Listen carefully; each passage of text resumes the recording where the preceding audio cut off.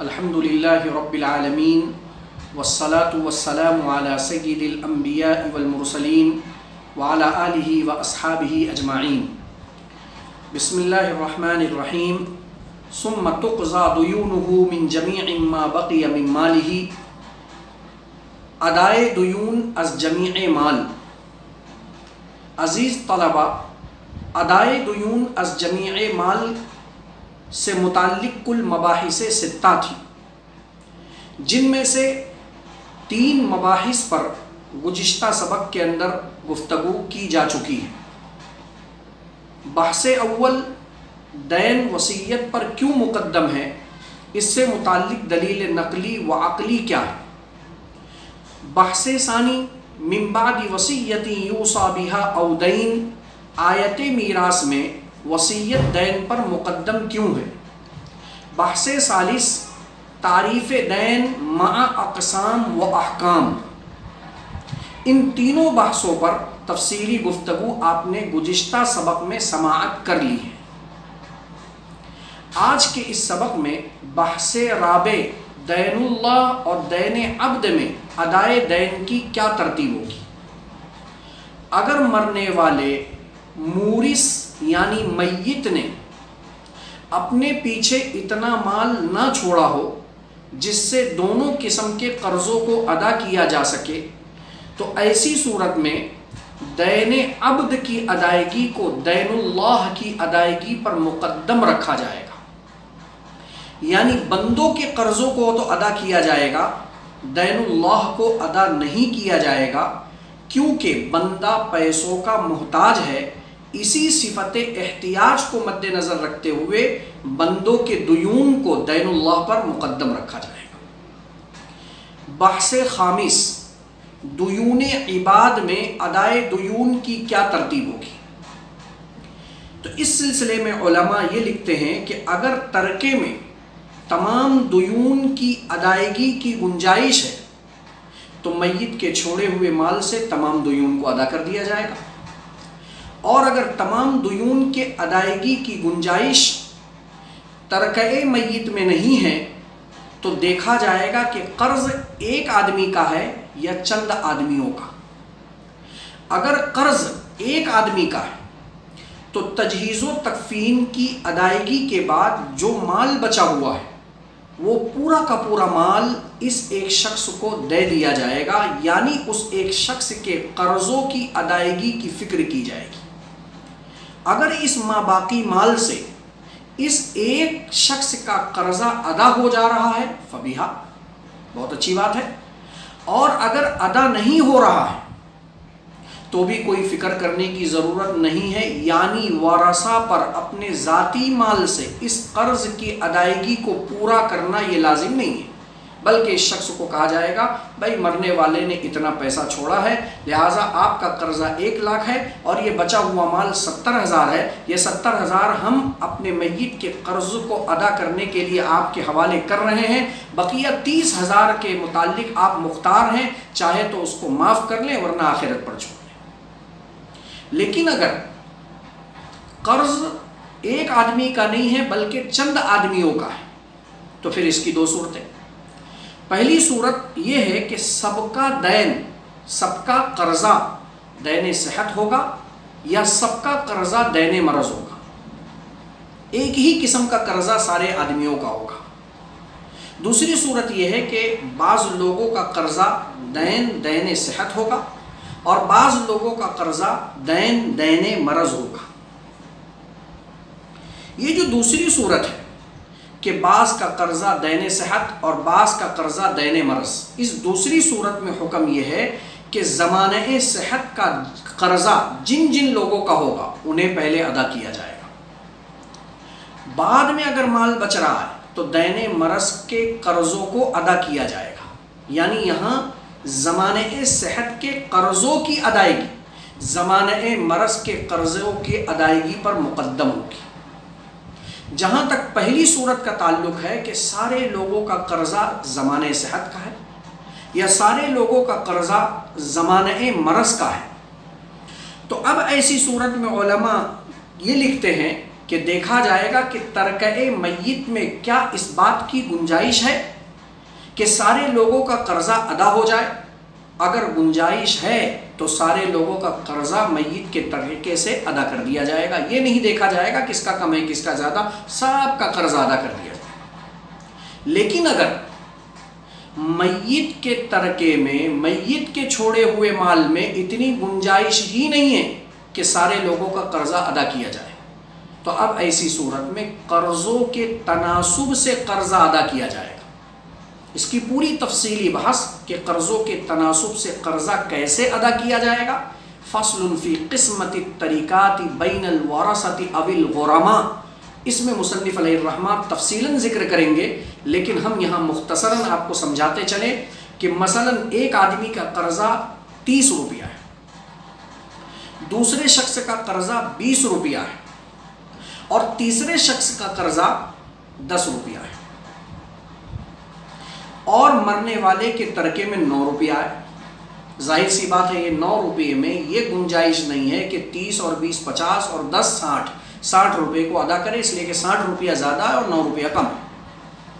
تو اب قرضوں کا تناسب دیکھا جائے گا، 30 روپیہ یہ سب سے زیادہ قرضہ ہے، لہٰذا اس کے تناسب سے اس کو 3 روپیہ دے دیا جائے گا۔ 20 روپیہ یہ متوسط درجے کا ہے، لہٰذا اس کے تناسب سے اس کو 2 روپیہ دے دیا جائے گا، اور 10 روپیہ سب سے کم ہے، لہٰذا اس کے تناسب سے اس کو 1 روپیہ دے دیا جائے گا اور کہا جائے گا یہ 9 روپے کے سلسلے میں آپ مختار ہیں، چاہے تو معاف کر دیں اور چاہے تو آخرت پر چھوڑیں۔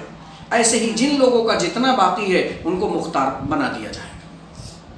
یہ ہے قرضوں کے تناسب سے قرضہ ادا کرنا، جس کی پوری تفصیل فصل فی قسمت الطریقات بین الورثۃ والغرماء او الغرماء میں انشاءاللہ آئے گی، وہاں ہم انشاءاللہ مشق اور تمرین کے ساتھ میں آپ حضرات کے سامنے پورا بحث اور اس کا خلاصہ انشاءاللہ پیش کریں گے۔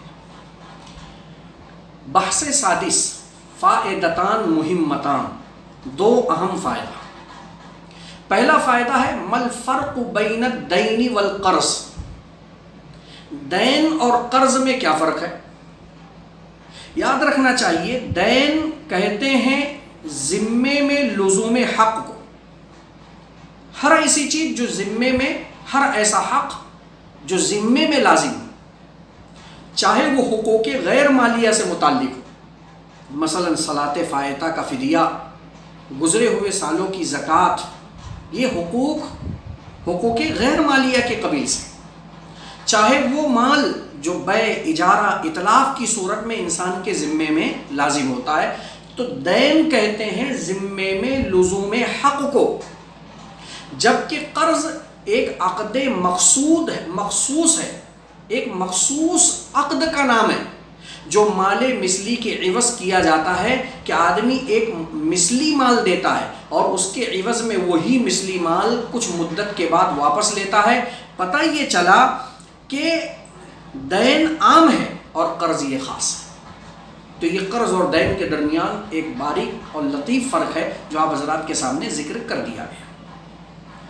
دوسرا فائدہ یہاں ایک اختلاف ہے، اس کی وضاحت ہے۔ ابھی آپ نے ماقبل میں یہ دیکھا کہ زمانہ صحت کے قرضوں کو پہلے ادا کیا جائے گا، زمانہ مرض کے قرضوں کو بعد میں ادا کیا جائے گا۔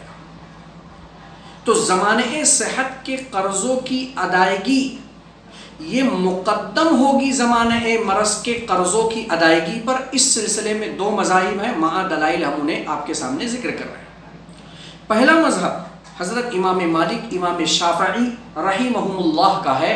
ان حضرات کا کہنا یہ ہے کہ قرضہ چاہے زمانہ مرض کا ہو یا زمانہ صحت کا ہو، دونوں قسم کے دیون کو ایک ساتھ میں ادا کیا جائے گا، کسی کو مقدم کسی کو مؤخر نہیں کیا جائے گا، بلکہ دونوں قسم کی ادائیگی برابر سرابر ہوگی، یعنی ایک ساتھ میں اس کو ادا کیا جائے گا، تقدیم و تاخیر کے وہ قائل نہیں۔ ان کی جو دلیل ہے وہ آیت کریمہ ہے من بعد وصیۃ یوصی بها او دین۔ طریقے استدلال یہ کرتے ہیں کہ یہاں دین عام ہے اور اس کی عمومیت میں زمانہ صحت و زمانہ مرض دونوں قسم کے قرض داخل ہیں، اور جب دونوں قسم کے قرض داخل ہیں تو ادائیگی میں دونوں برابر ہوں گے، تقدیم اور تاخیر نہیں ہوگی۔ دوسرا مذہب حضرات حنفیہ کا ہے۔ حضرات حنفیہ یہ کہتے ہیں کہ زمانۂ صحت کا قرضہ مقدم ہوگا اور زمانۂ مرض کا قرضہ مؤخر ہوگا۔ اس پر حضرات حنفیہ بہت پیاری دلیل پیش کرتے ہیں کہ باب میراث میں چند ایسے حقوق ہیں جن میں بعض قوی ہیں اور بعض ضعیف ہیں۔ جو قوی ہیں ان کو مقدم کیا گیا اور جو ضعیف ہیں ان کو مؤخر کیا گیا۔ جیسے کہ شروع ہی ہمارا سبق جہاں سے شروع ہوا تھا وہاں اگر آپ تھوڑا سا دھیان دیں، تتعلق بطریقۃ المیت حقوق اربعۃ مرتبۃ فی کتاب اللہ تعالی۔ 4 حقوق ترتیب وار ترکہ میت کے ساتھ میں متعلق ہوتے ہیں۔ تجہیز و تکفین اقوا تھا اس لیے تینوں پر اس کو مقدم کیا گیا۔ ادائے دیون بعد کے دونوں حقوق سے قوی تھا اس لیے اس کو دونوں پر مقدم کیا گیا۔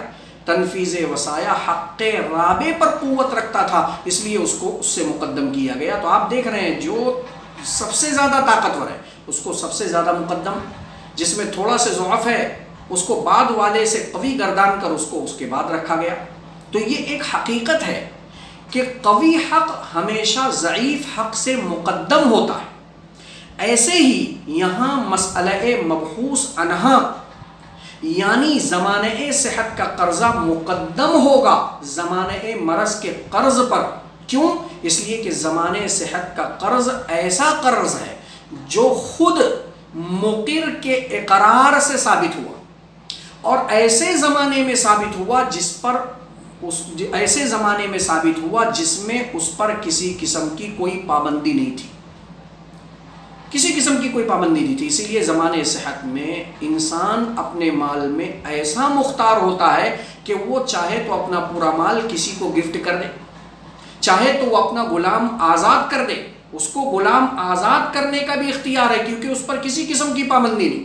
اپنا پورا مال کسی کو ہدیہ کرنے کا بھی اختیار ہے کیونکہ اس پر کسی قسم کی پابندی نہیں۔ تو زمانۂ صحت کا قرضہ ایک ایسا قرض ہے جو ایسے زمانے میں ثابت ہوا جس میں اس پر کوئی پابندی نہیں ہے اور خود مقر کے اقرار سے ثابت ہوا، تو اس میں ایک قسم کی قوت پائی گئی۔ برخلاف زمانۂ مرض کے قرض کے کہ زمانۂ مرض کا دین ایک ایسا دین ہے جو ایسے زمانے میں ثابت ہو رہا ہے جس میں اس پر پابندی ہے۔ یہی وجہ ہے کہ مرض الوفات میں انسان اپنے پورے مال کے اندر تصرف کا حق نہیں رکھتا ہے، یعنی وہ وصیت صرف 1/3 مال میں، 1/3 میں، 1/3 میں کر سکتا ہے، 1/3 سے زائد میں نہیں کر سکتا۔ پتہ یہ چلا وہ مرض الوفات میں پورا مال گفٹ نہیں کر سکتا، پورے مال میں وصیت نہیں کر سکتا کیونکہ اس پر ایک قسم کی پابندی عائد ہو گئی، اسی لیے اس میں ایک قسم کا ضعف ہے۔ اور جب یہ بات ثابت ہو گئی کہ قوی حق ضعیف حق سے مقدم ہوگا تو ایسے ہی قوی دین جو زمانۂ صحت کا قرض ہے اس کی ادائیگی ضعیف دین جو زمانۂ مرض میں ثابت ہوا اس کے اوپر حق تقدم رکھے گا۔ یا حضرات کے سامنے بحمد اللہ ثم تقضى دیونہ من جمیع ما بقی من مالہ سے متعلق کل مباحث 6 ذکر کیے جا چکے ہیں۔ انشاءاللہ آئندہ درس میں وصیت سے متعلق مباحث آپ کے سامنے آئیں گے۔ السلام علیکم ورحمۃ اللہ وبرکاتہ۔